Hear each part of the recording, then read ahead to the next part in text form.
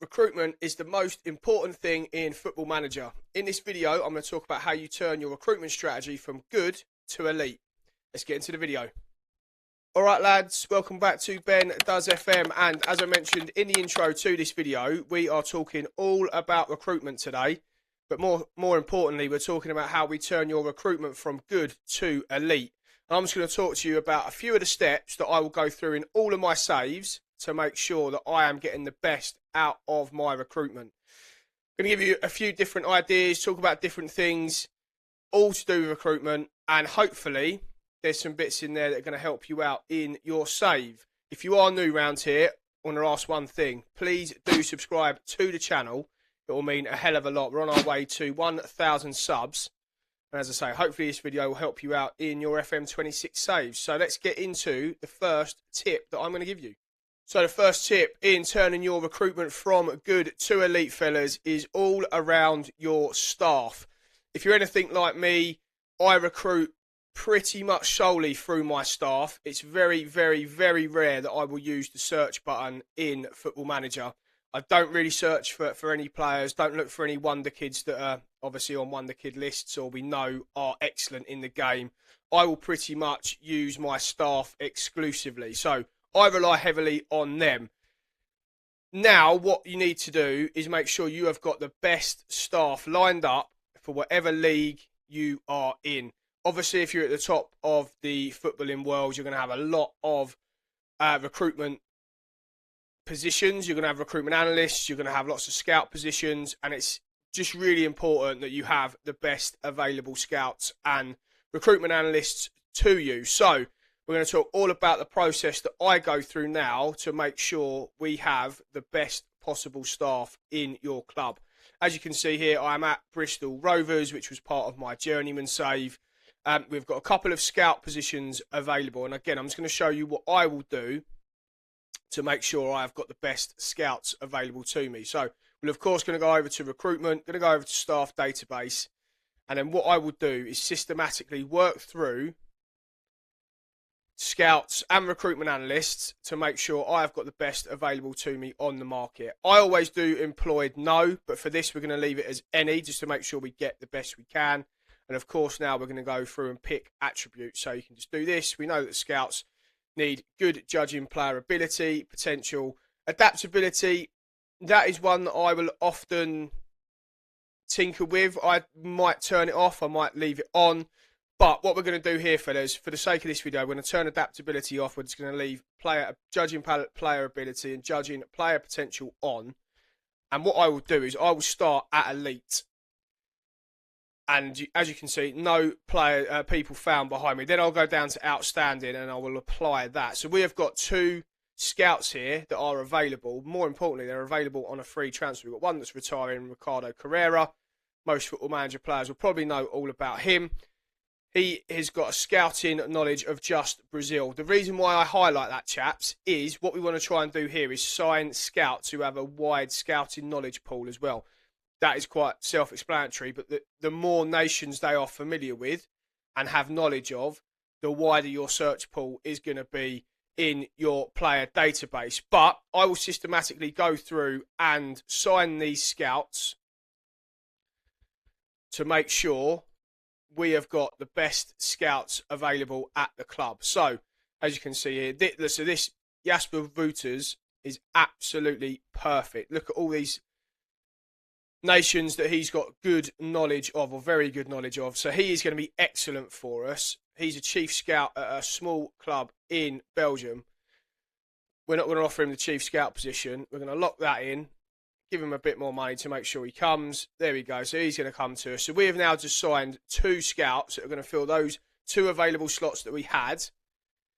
And they are going to massively upgrade our scouting team. But I will systematically work through that. At the end of every season, I do it. Certainly when staff contracts are coming to an end, I will take a look at who's available on the market and just continually rotate so you've got the best staff available. Again, I will do exactly the same thing with the recruitment analysts. So we'll leave it on as any for the sake of the video.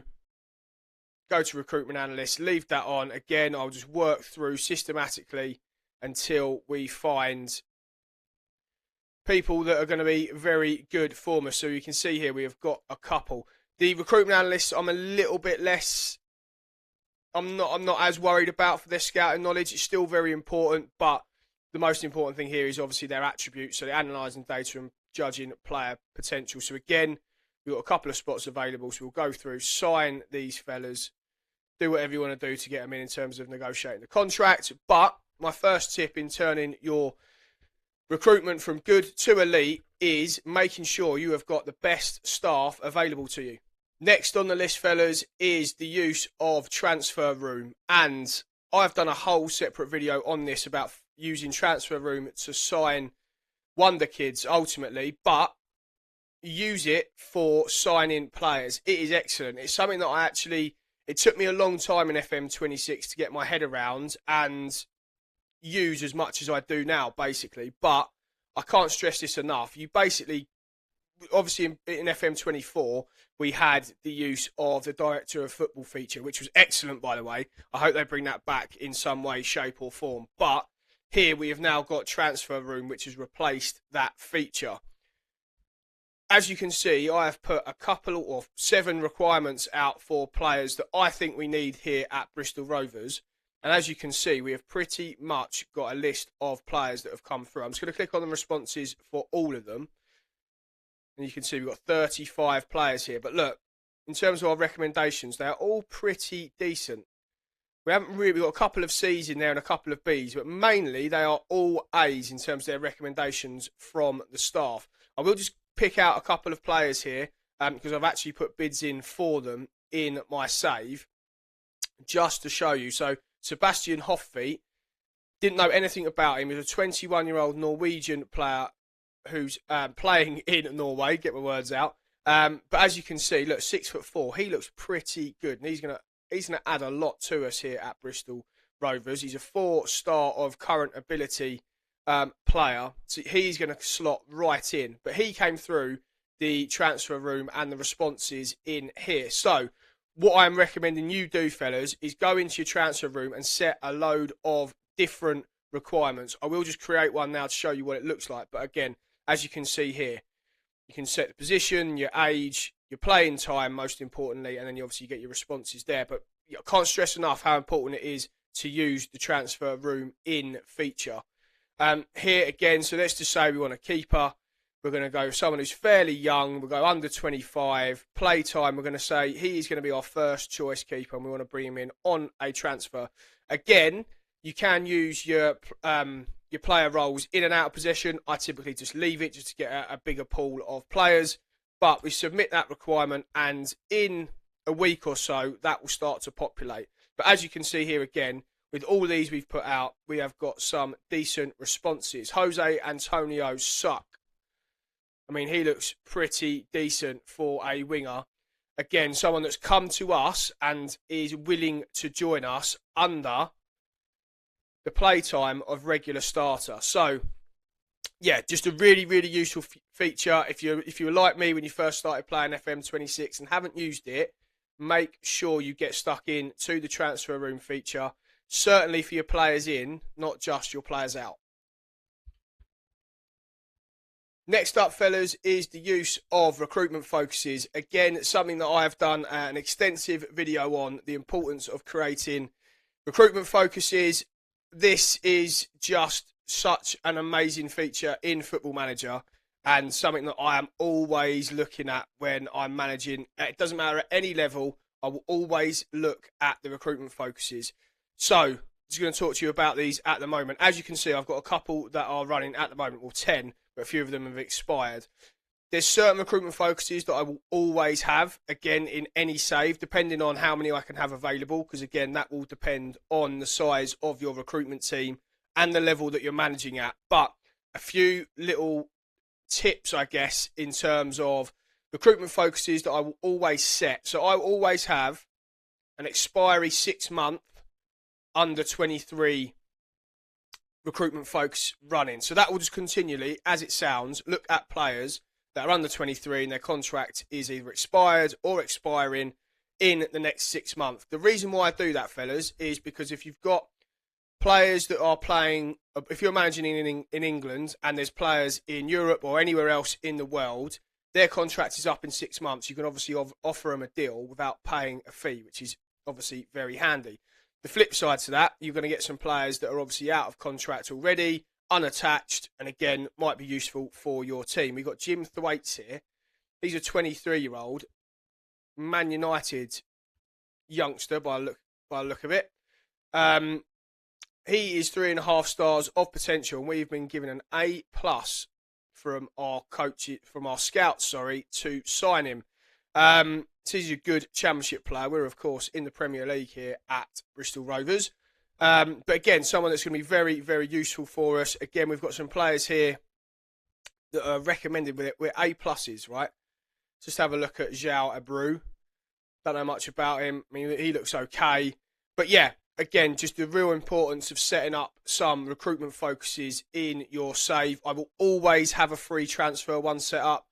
Again, if you have seen my videos previously, you'll know the importance that I place on free transfers, certainly early on in saves. And then more specifically, when you start moving up for the ranks, you can be a little bit more direct in terms of those recruitment focuses and start to be a bit more specific in those searches. As you can see here, I've got under 23 South America search set up. We know how the Wonderkid factory in South America works, so always well worth doing that, certainly as you move up into the Premier League or higher leagues in whatever nation you're managing in.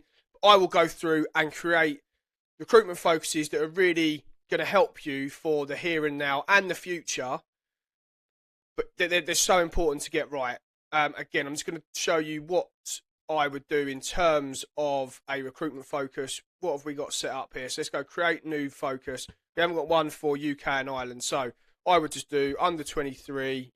Age doesn't really matter, by the way. I'm just doing it because we all like to sign youngsters. So we're going to go UK and I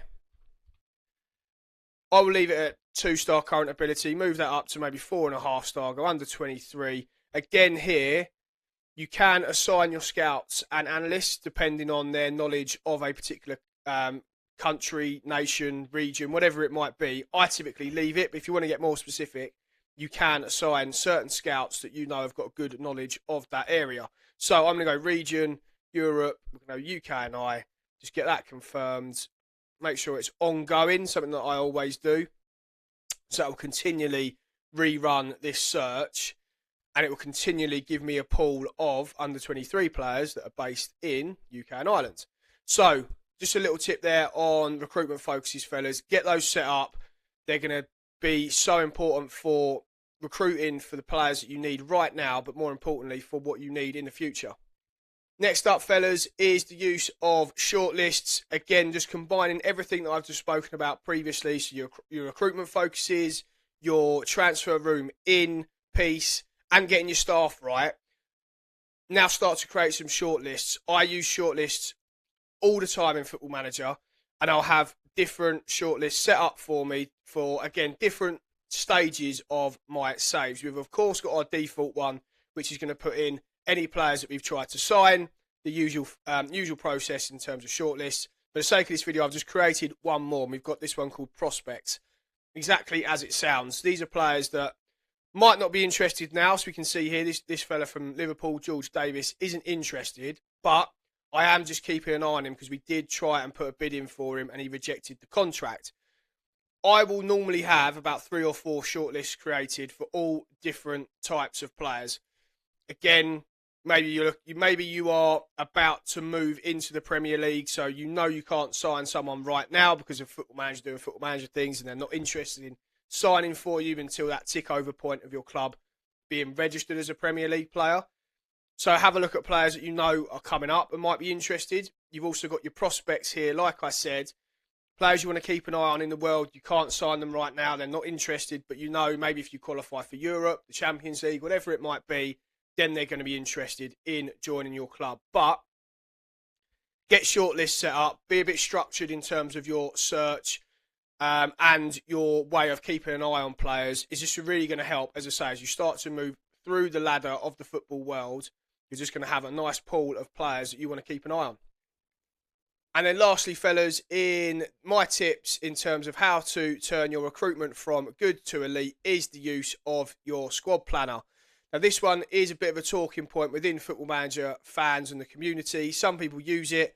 Some people just don't even look at it. Some people are still using a pen and paper. I do a bit of both, to be honest. I'll still write my players down in a notepad and I'll still use the squad planner as well. But I like this feature. It just gives you a real clear indication of the ability of your squad, your depth, where you need to strengthen. Certainly in those summer months where you're looking to build towards a new season, it just gives you a real indication of, as I say, where you need to strengthen. I like it. Some people don't, as I said, but I think it's a really useful tool. It gives you a real good idea, as I say, the depth of your team, where you need to strengthen, players that can potentially be leaving, and everything in between. So I would always say, get this sorted. I always just suggest everything. It gives you a base idea of your staff, what they think of your squads, and then you can go through and obviously move players around. If you think, oh, actually, Victor back, he's probably going to be our best left back. He actually is. I don't know why he's down at number 3. So he is going to go to number 1. We know he's going to be starting most games. You know how to use it, fellas, but I do place a lot of importance in just getting a bit of a structure behind your squad. You have, of course, got your best 11 in there as well, so you can see your best prospect behind it. Again, also a really useful tool. Have you got any good youngsters coming through?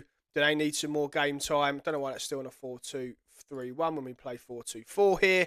But again, yeah, you can just get an idea as to your best players in the position at the moment and then your best prospects. So yeah, make sure you're having a look at your squad planner, fellas. Use it as much as you want to. I find it a really useful tool and use it quite a bit. So yeah, make sure you are taking a look at it.